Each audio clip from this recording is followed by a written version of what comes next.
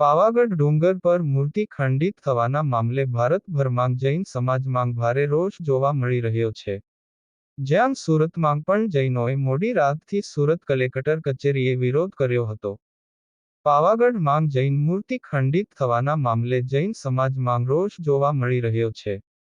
પાવાગઢ ખાતે રવિવારે અડધી રાત્રે જૈન સમાજના અગ્રણીઓ પાવાગઢ પોલીસ મથકે પહોંચ્યા હતા. પાવાગઢમાં પાવાગઢ, વડોદરા, સુરત અને મુંબઈના જૈન સમાજના અગ્રણીઓ એકત્ર થયા હતા. જાણવા મળ્યા મુજબ નિજ મંદિર જવાના જૂના રસ્તે પ્રતિષ્ઠિત પૌરાણિક મૂર્તિઓ હટાવાતા વિવાદ થયો છે. મૂર્તિઓને પુનઃસ્થાપિત કરવા જૈન સમાજે માગણી કરી છે. મૂર્તિ ખંડિત કરનાર સામે કાયદેસરની કાર્યવાહી કરવા પણ માગ કરવામાં આવી છે. પાવાગઢમાં જૈન પ્રતિમાને તોડી દેવાતા મોટી સંખ્યામાં જૈન મુનિઓ અને સમાજના લોકો મોડી રાત્રે સુરત કલેક્ટર ઓફિસ ખાતે પણ વિરોધ નોંધાવવા પહોંચ્યા હતા. 200 300ની સંખ્યામાં જૈન સમાજના લોકો કલેક્ટર ઓફિસે ભેગા થતાં પોલીસ પણ દોડતી થઈ ગઈ હતી.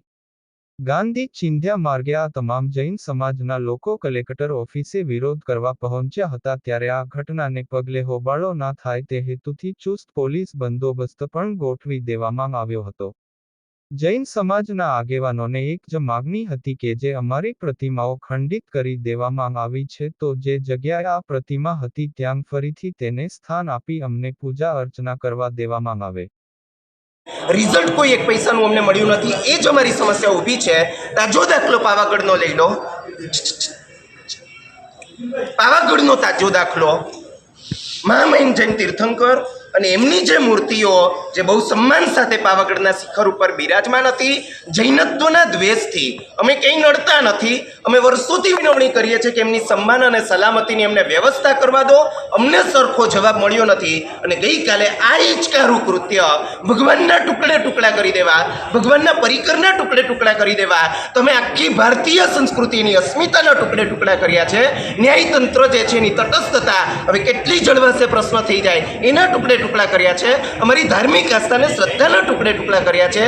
અમારી માંગણી આટલી છે, ગુનાહિત કૃત્યો એ કરનારને સખત સજા થવી જોઈએ. અમારી માંગણી આ છે, મહામહિમ જૈન તીર્થંકરો ફરીથી ગૌરવ સાથે ત્યાં પ્રતિષ્ઠિત થાય અને એ જગ્યાની વ્યવસ્થા, સન્માન અને સલામતીની વ્યવસ્થા એ જૈન સંઘને સુપ્રત કરવામાં આવે.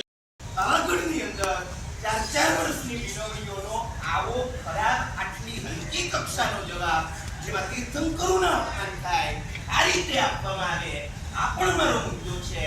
અમારી માંગણી એટલી છે, ગુનાખોરોને સખત સજા કરવામાં આવે. અમારી માંગણી એવી છે કે જ ભગવાનનો ત્યાં જ પ્રતિષ્ઠિત થાય, ગૌરવ સાથે પ્રતિષ્ઠિત થાય અને એટલો જે એક્સ્ટ્રા પોર્શન છે બહુ નાનો પોર્શન છે, લગ્નનો પડેલો પોર્શન.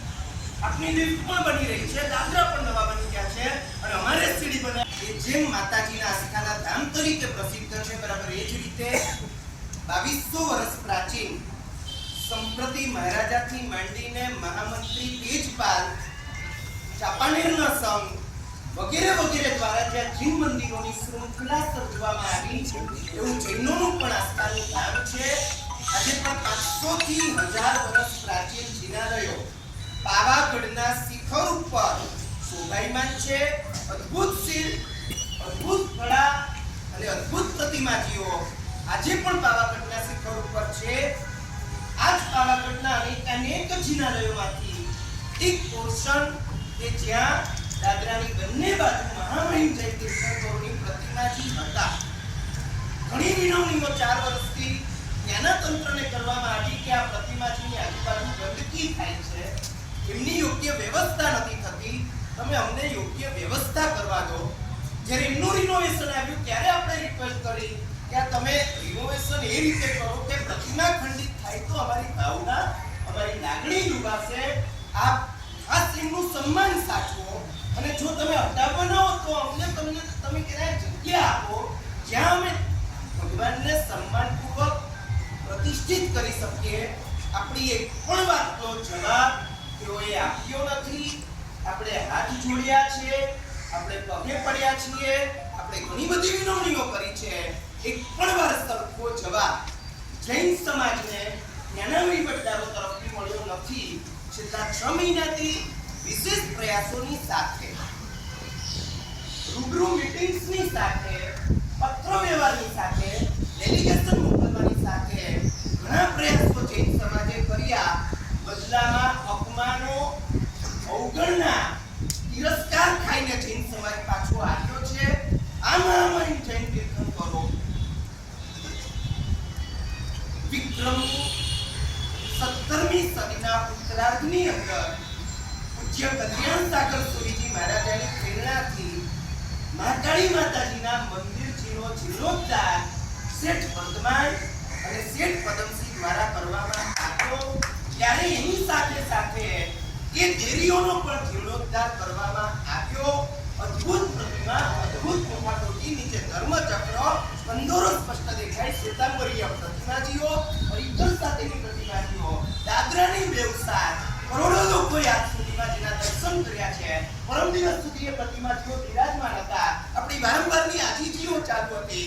એટલો પર્સન જે હવે ફાજલ પડ્યો છે, જે નવો રસ્તા દુનિયા પછી અવાગરું પડ્યો રહે છે, કચરા પેટી થાય છે, ગોડાઉન થાય છે, અંદર આગ લાગે છે, લોકો ગંદકી કરે છે, અને છતાં પણ તેઓએ કશી પણ વાત આપણી સાંભળી નહીં. ગઈકાલે અત્યંત હિચકારું કૃત્ય એ પ્રતિમાજીઓને ઉખેડીને કચરાની જેમ ફેંકી દેવી અને પ્રતિમાજી ખંડિત સુદ્ધા થઈ જાય ત્યાં સુધીનું કૃત્ય કરવું, એનાથી સમસ્ત જૈન સમાજને અત્યંત આઘાત લાગેલો છે. ગઈકાલથી અમે અહીંયા બેઠા છે. ઘણા ભાઈઓ આખી રાત અહીંયા બેઠા છે. અમને આશ્વાસનો મળી રહ્યા છે, અમને વિશ્વાસ તેઓ જતાવી રહ્યા છે. અલગ અલગ પોસ્ટ ઉપરથી અમારા ઉપર સંદેશ આવી રહ્યા છે, થઈ જશે, 24 કલાકમાં થઈ જશે, તમે જાઓ. હું એમને કહું છું કે અમને 100 વાર વિશ્વાસ આપવામાં આવ્યો, અમને વિશ્વાસઘાત મળ્યો. હજી પાલિતાણાના આંસુ અમારા સુકાયા નથી. લાખને 2 લાખ.